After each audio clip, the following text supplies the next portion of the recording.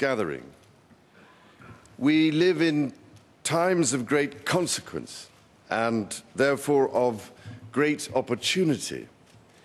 With issues of such magnitude, it is easy to focus solely on the challenges, the worst-case scenarios, the what-ifs of failure. But take a moment to consider the opportunities if we succeed. Imagine a healthier, safer, and more sustainable, economically robust world. Because if we share in that vision, we can share the will to action that is now required. Over more than 3 decades, I have been privileged to talk with some of the world's most eminent experts on climate change and environmental issues, and to listen to the wisdom of some of the world's indigenous people. The conclusion I draw is that the future of mankind can be assured only if we rediscover ways in which to live as part of nature, not apart from her. For the grim reality is that our planet has reached a point of crisis, and we have only 7 years before we lose the levers of control. As the President of Gabon said at a meeting I hosted last month, the door to our future is closing. This, I fear, is not an overstatement, for climate change is a risk multiplier. It has the potential to take all the other critical issues we face as a global community and transform their severity into a cataclysm. Reducing poverty, increasing food production, combating terrorism, and sustaining economic development are all vital priorities. But it is increasingly clear how rapid climate change will make them even more difficult to address. Furthermore, because climate change is intimately connected with our systemic, unsustainable consumption of natural resources, any decline in the ecological resilience of one resource base or ecosystem increases the fragility of the whole. To all appearances, we seem intent upon consuming the planet. It seems likely on current patterns of use that our global fisheries will collapse by 2050, and already fresh water is becoming scarcer, placing global food security at ever greater hazard. In the last 50 years, we have degraded 30% of global topsoil and destroyed 30% of the world's rainforests. All of these issues are linked to each other and to climate change, a truly vicious circle.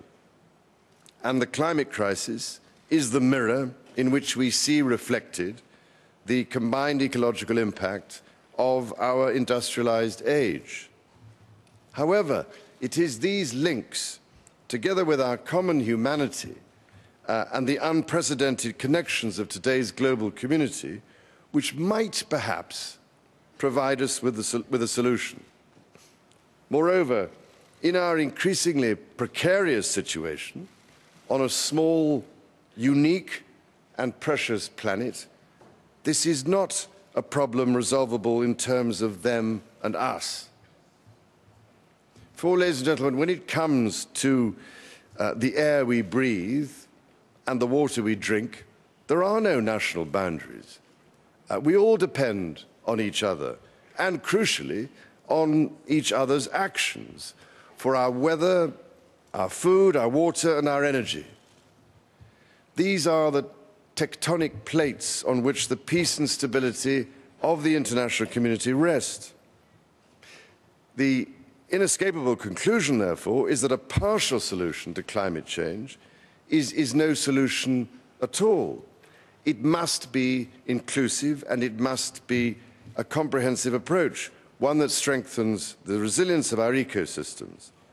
Crucially, it must be embraced by the public, private and NGO sectors, as well as by local communities and indigenous people, while also encouraging individual responsibility. Now, one example that has been high on my agenda for the last 2 years is that of tropical rainforests. These ecosystems have been described as the planet's lifebelt, and with good reason. Not only do they harbour about half of our terrestrial biodiversity and generate much of the rainfall that is vital for farming, they also absorb and hold vast quantities of carbon that would otherwise be in the atmosphere. Unfortunately, as you know far better than me, the forests are being cleared at a terrifying rate. The simple truth is that without a solution to tropical deforestation, there is no solution to climate change. And that is why I established a rainforest project to try to promote a consensus on how tropical deforestation might be significantly reduced. So in early April, I was able to host a meeting of heads of state and government at which it was agreed to establish an informal working group to look at this issue.